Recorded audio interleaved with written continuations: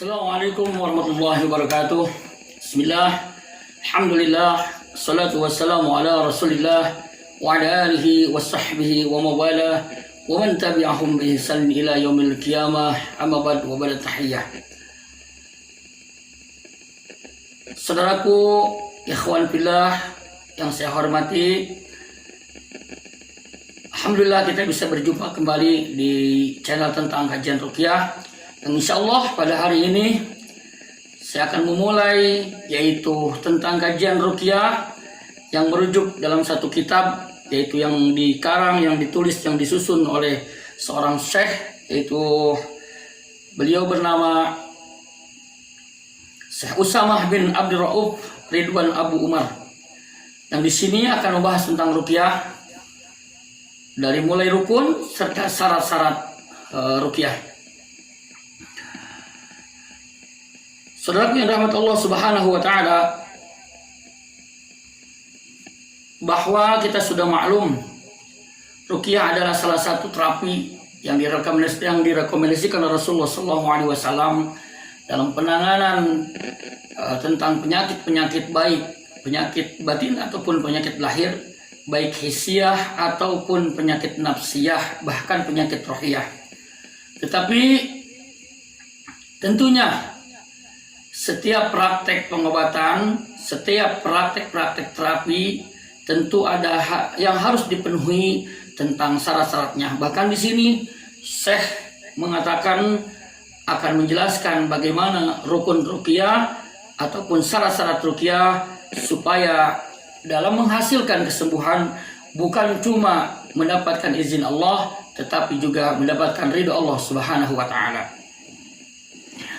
Kita langsung saja, arkanur ruqyah, rukun-rukun ruqyah. Bahwa li ruqyah di arba'atu arkanin, bahwa bagi ruqyah itu mempunyai 4 rukun. Yang pertama adalah adanya ar-ruqi, yaitu peruqyah. Yang kedua, marki, yaitu orang yang diruqyah. Wal marki minhu, yang ketiga adalah alasan diruqyah. Yang keempat adalah markibihi, atau dengan terjemahan penjelasannya yaitu ada yang dibacakan. Baik, 4 rukun ini harus dipenuhi. Karena pertama adanya peruqyah. Tidak mungkin adanya praktek terapi ruqyah tanpa adanya peruqyah, baik meruqyah diri sendiri ataupun meruqyah orang lain. Jelas tentunya harus ada yang meruqyah. Yang kedua, marki, harusnya ada yang diruqyah, karena tidak mungkin ada yang namanya praktek ruqyah syar'iyah itu kalau tidak ada yang diruqyah. Maka ulama menyarankan ketika meruqyah itu harus mubasyarah, alias langsung adanya marki, peruqyah, dan juga adanya yang diruqyah. Ya kalau darurat ya mungkin insya Allah bisa dibolehkan, yaitu melalui telepon. Nah, karena tidak mungkin kalau misalkan tidak ada yang diruqyah, ada praktek ruqyah. Yang ketiga harus adanya alasan dalam ruqyah. Orang tuh minta diruqyah, alasannya apa? Ada yang alasannya memang karena ingin didoakan kesembuhan, untuk mencari kesembuhan. Yang kedua adalah ada juga ruqyah untuk penjagaan. Kalau misalkan kamu untuk coba-coba itu bukan ruqyah, ya sudah baca Al-Quran saja. Ya, karena tidak mungkin orang itu mau diruqyah, karena ruqyah intinya adalah doa untuk mohon kesembuhan. Sebagaimana tarif yang ulama sebutkan, bahwa ruqyah adalah bacaan-bacaan yang dibacakan kepada orang sakit untuk memohon kesembuhan. Maka kalau cuma untuk coba-coba, tidak ada alasan untuk diruqyah. Yang keempat adalah markibihi, yaitu adanya ucapan atau bacaan-bacaan yang dibacakan. Tentunya dalam ruqyah syariah harus memenuhi syarat yang disepakati, yang ditimpakan oleh para ulama. Pertama, yang dibacakan adalah Al-Quran. Yang kedua adalah asma-asma Allah dan sifat-sifat Allah. Yang ketiga adalah doa-doa yang maksud dari Nabi Muhammad SAW. Yang keempat adalah yaitu ucapan atau bacaan atau doa yang dimengerti walaupun itu bukan bahasa Arab. Yang kelima, syaratnya adalah seorang peruqyah yang juga yang diruqyah jangan alias tidak boleh meyakini bahwa ruqyah itu sendiri yang menyembuhkan, tetapi harus dipenuhi dengan keyakinan bahwa Allah lah yang menyembuhkan. Ruqyah hanya sebagai sabab ataupun sebagai wasilah untuk memohon kesembuhan. Ruqyah alias untuk peruqyah. Pertama adalah salahut taqwa.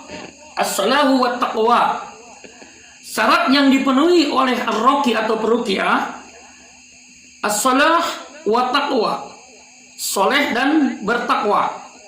Gambarnya seperti apa?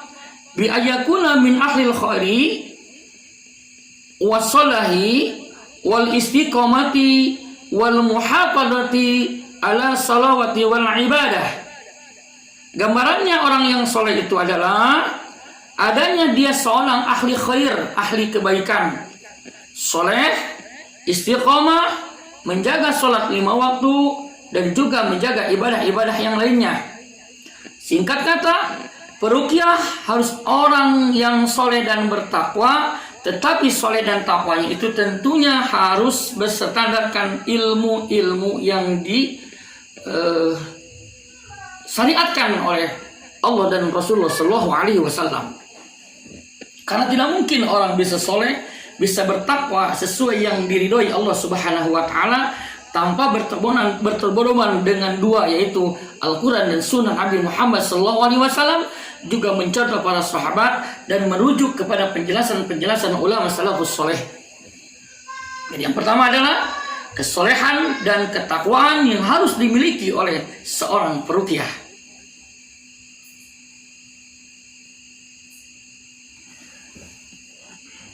Sebagaimana kita pernah mendengar bagaimana kesolehan Imam Ahmad rahimahullahu ta'ala ketika beliau sedang mengajar di kajiannya, maka datang seseorang yang meminta untuk meruqyah salah satu, yaitu putrinya seorang raja yang kesurupan.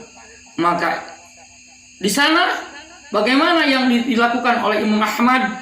Beliau tidak mendatangi orang yang kesurupan, tetapi tadi dikarenakan beliau sedang mengajar kajian, maka beliau memberikan dua, yaitu salah satu sendalnya untuk dibawa menuju orang yang kesurupan, dan Imam Ahmad bilang, duduk engkau di dekat kepalanya dan bilang sama dia bahwa aku berkata, yaitu Ahmad, mau milih yang mana kamu? Mau keluar dengan sendirinya atau kalian mau digebuk selama 70 kali?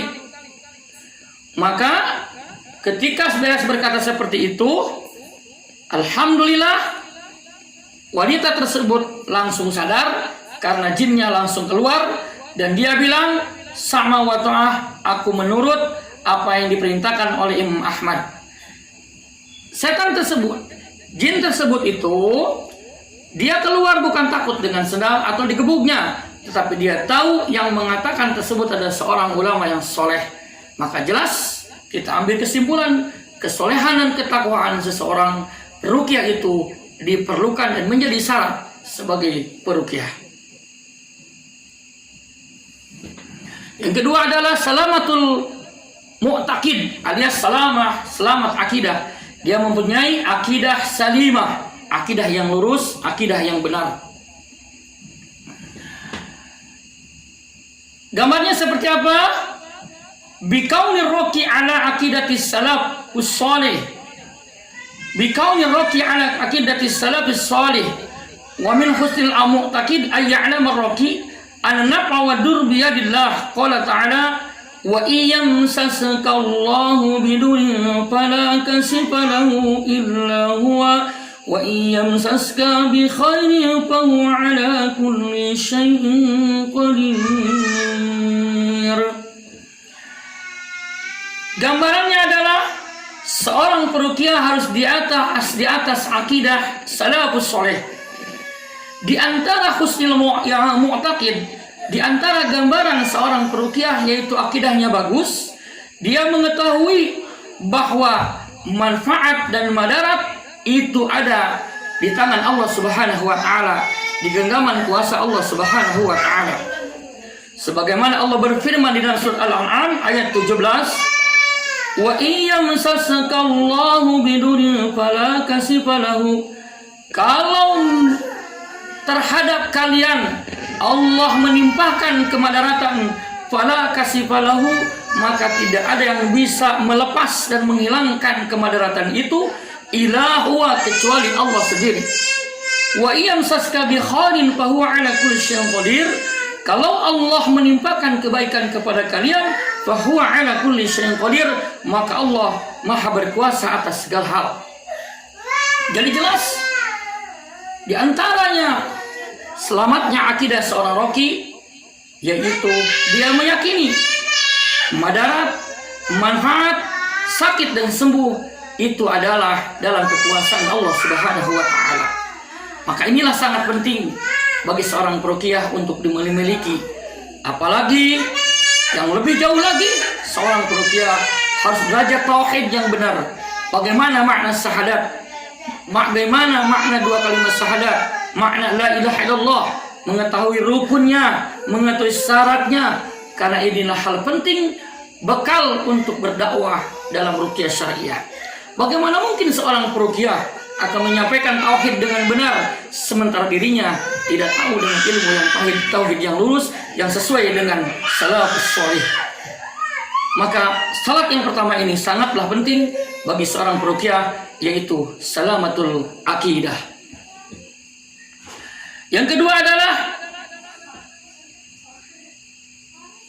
roki, dia berniat kekuatan keyakinan untuk memberikan manfaat kepada saudaranya yang muslim. Jadi berniat memberikan manfaat untuk kemudahan, untuk memohon kesembuhan kepada Allah dan juga petunjuk dan meringankan beban sakit dia. Jadi ini sangat penting dimiliki untuk seorang peruqyah, berniat dalam meruqyah itu seorang roki untuk memberikan manfaat terhadap saudara yang muslim. Dalam apa? Dalam hal memudahkan beban dia, yaitu sakit dan juga hidayah. Maka pentingnya tadi kembali ke syarat yang kedua, seorang peruqyah harus salamatul akidah.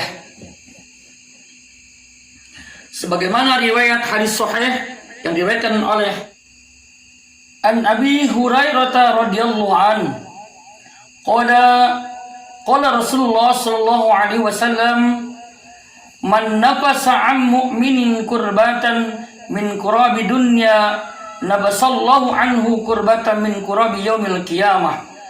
Barang siapa yang menghilangkan kesulitan dari seorang mukmin, min kurabi dunya, dari kesulitan dunia, nabasallahu anhu kurbatan min kurabi yaumil qiyamah, maka Allah akan menghilangkan kesulitan dia di hari kiamat. Jadi penting niat kita dalam ruqyah itu untuk memerangi beban saudara kita yang muslim, yaitu yang sedang dilanda sakit, dengan membantu kita untuk memohon kesembuhan bagi dia dan juga hidayah. Ikhwan billah rahimallahu taala, untuk sementara saya cukupkan dulu kajian ini. Insyaallah kita sambung di tayangan berikutnya, yaitu syarat yang keempat dalam meruqyah yang harus dipenuhi oleh seorang roki ataupun oleh seorang peruqyah. Semoga bermanfaat. Sampai jumpa lagi di tayangan berikutnya. Barakallahu fikum. Assalamualaikum warahmatullahi wabarakatuh.